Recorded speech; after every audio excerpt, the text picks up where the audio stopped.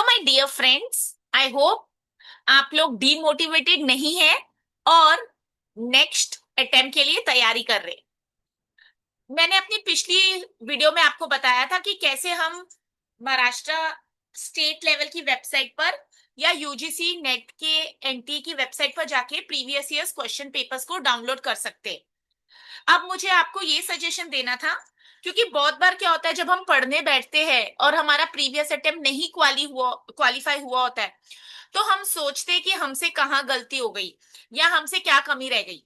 तो अगर आप वो फ्रेश स्टार्ट कर रहे हो या आप प्रीवियसली क्वालिफाई नहीं हुए या प्रेजेंटली अगर आप पहली बार भी मेहनत कर रहे हो, तो मेरी एक सजेशन है। जो लिंक्स मैंने आपसे शेयर किए थे कि वेबसाइट पर कहाँ पर प्रीवियस ईयर्स पेपर्स मिलते हैं, वो आप ओपन करके, तो जैसे ये कॉमर्स का पेपर है और ये महाराष्ट्र सेट का है, तो सबसे पहले एक एक्सरसाइज जरूर कीजिए। आप ये क्वेश्चन पेपर को डाउनलोड कर लीजिए और यहाँ पर ये देखिए। अब यहाँ पर ये पहला क्वेश्चन कौन से यूनिट से आ रहा है, तो ये कॉमर्स का पेपर है। आप सेम अपने जो सब्जेक्ट में आपका पेपर 2 है वो कर सकते हो, या फिर आप पेपर 1 का भी सेम प्रैक्टिस एक्सरसाइज कीजिए। तो पहला भी ये क्वेश्चन ना मुझे तुरंत समझ आना चाहिए। ये कॉमर्स के यूनिट 1 से क्वेश्चन आ रहा है, ठीक है। अगर इतना भी हमको समझ आता है ना, तो हमें कॉन्फिडेंस बिल्ड होता है कि मुझे पता है कि क्वेश्चंस कहाँ से आ रहे हैं। देखिए, मैं ये नहीं बोल रही हूँ कि आपको नहीं पता होगा सिलेबस, बट जब हम ये करते हैं तो हमें एनालाइज होता है कि हम कितना पढ़ चुके हैं या हमें एक्चुअली ये सब नहीं आता है। स्पेशली जैसे कंप्यूटर साइंस के सब्जेक्ट्स होते हैं, साइकोलॉजी होते हैं, मैं बोलूं जहां पर बार बार आपका सिलेबस चेंज होता है। ठीक है, हो सकता है कंप्यूटर साइंस में अभी एआई ऐड हो गया है, ठीक है, तो उसमें आपको समझेगा नहीं कि आपके कौन से कॉन्सेप्ट्स अभी रिसेंटली एडेड है और आपकी बुक्स में वो कवर हुए कि नहीं। देखिए, पेपर 2 के लिए कोई भी बुक जस्टिस नहीं कर सकती, क्योंकि वो, जैसे मैं कॉमर्स की गाइडेंस देती हूँ तो मैं बोलती हूँ वो सिलेबस हमारे 11th स्टैंडर्ड, जैसे ही हम कॉलेज स्टार्ट करते हैं या अगर दूसरे बोर्ड की बात करो तो 11 12 जब हम स्कूल में होते हैं, तो वहां से वो सिलेबस आता है। ठीक है, जैसे कॉमर्स में हमको 11th स्टैंडर्ड में महाराष्ट्र बोर्ड में ही हम 11 12 में जॉइंट स्टॉक कंपनी या जॉइंट हिंदू फैमिली पढ़ के आते, तो वो कहीं ना कहीं अभी भी सिलेबस में रहता है। ठीक है, तो ये सारी चीजें आपको तब पता लगेगी कि मुझे ये टॉपिक आता है। और अगर आपको समझ आ गया क्वेश्चन कौन से टॉपिक से, तो एटलीस्ट आपको एक कॉन्फिडेंस बढ़ता है कि यस, ये मैं क्वेश्चन सॉल्व कर पा रही हूँ।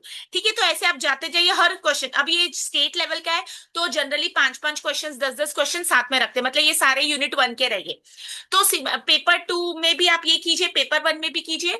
और कैसा है ना, नेट पे ऐसा नहीं रहता है, एक क्वेश्चन अगर आपको इंटरनेशनल यूनिट से, यूनिट नंबर 1 से आ रहा है, तो दूसरा आपको हो सकता है मार्केटिंग से क्वेश्चन आ रहा है। ठीक है, अब मैं ऐसे स्क्रॉल डाउन करती जाऊंगी और ये देखिए, अब ये कौन सा है, इकोनॉमिक्स का है, इंटरनेशनल का है, ये आपको पता होना चाहिए। ठीक है, क्योंकि कुछ सब्जेक्ट्स हमारे ओवरलैपिंग है। तो अगर इतना भी कॉन्फिडेंस नहीं है क्वेश्चन कहाँ से, जैसे component of balance of payment, ये पढ़ते हम इकोनॉमिक्स में है, बट ये यूनिट 1 में आता है हमारे कहाँ पर, पेपर कॉमर्स पेपर में। ठीक है, अब मैं ऐसे स्क्रॉल डाउन और करती हूँ, फिर यहाँ पर मैं आ जाती हूँ। ठीक है, ये अभी अकाउंट्स का है, प्रॉफिट शेयरिंग रेशियो, कौन से वाले अकाउंट्स का है ये। अगर इतना भी नहीं पता ये कौन सा यूनिट है, क्या ये फाइनेंशियल अकाउंटिंग का क्वेश्चन है या फिर ये मैनेजमेंट अकाउंटिंग का क्वेश्चन है, ठीक है, तो आप ये सॉल्व नहीं कर पाएंगे। ओके, मतलब आपको बेस ही नहीं पता, और ये हमने 11th स्टैंडर्ड 12th स्टैंडर्ड में पढ़ा था।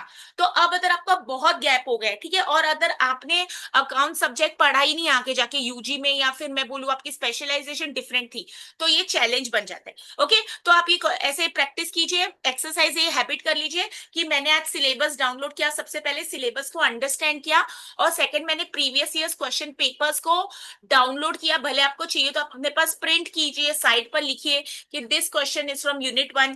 ठीक है, फिर ऐसे आप करते जाइए। और ये देखिए, अगर मैं यहाँ पर आ जाती हूँ तो ये कौन से, अभी नेक्स्ट स्क्रॉल, ठीक है, ये स्टैटिस्टिक्स है। तो स्टैटिस्टिक्स मेरा पेपर 1 में कॉमर्स में भी आता है और पेपर 1 में, तो पेपर 2 में ये 2 यूनिट है, सेकंड यूनिट रिसर्च एप्टीट्यूड। और अगर मैं बात करूँ ये आपका कॉमर्स पेपर की, तो यूनिट नंबर 5 है। ठीक है, तो ऐसे आप कर लीजिए, तो आपको समझ आएगा कि अगर ये 10 क्वेश्चंस पूछे गए थे, क्या मैं 10 क्वेश्चन सॉल्व कर पा रही हूँ, तो मुझे कॉन्फिडेंस आता है कि मार्केटिंग के मेरे 8 करेक्ट आ रहे, ठीक है, मेरे रिसर्च के 5 करेक्ट आ रहे, तो समझ आएगा मुझे क्या सिलेबस आता है और क्या नहीं।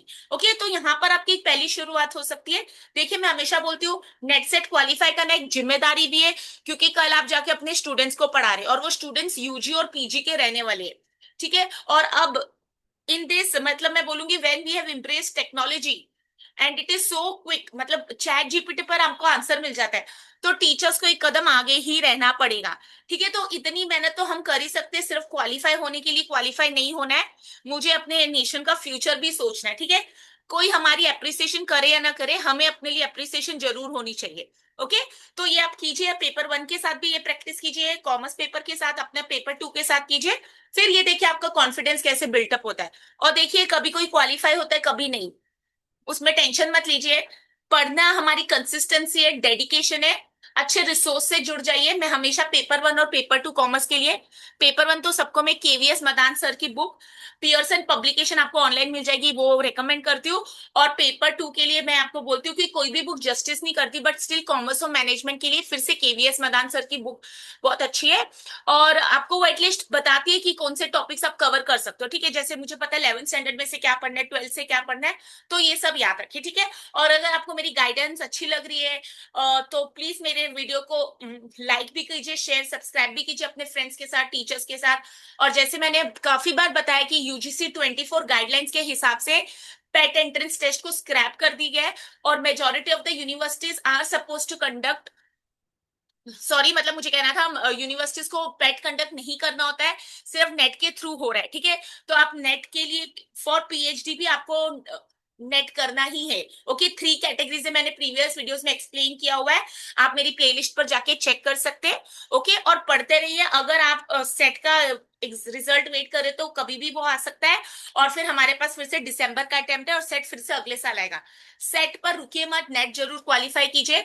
आज आपको लगेगा सेट हो गया तो बहुत बड़ी बात होगी, बट नेट भी जरूर कर लीजिए। ठीक है, और मैं कॉलेजेस के लिए भी सेशन डिलीवर करती हूँ, तो अगर आपको लगता है आपको अपने कॉलेज में गाइडेंस सेशन चाहिए तो आप मुझे अप्रोच कर सकते हैं। ओके, फिर मिलते हैं नेक्स्ट सेशन में। पढ़ते रहिए और टाइम जरूर दीजिए, क्वालिटी टाइम दीजिए। And may you all qualify, God bless you, see you soon.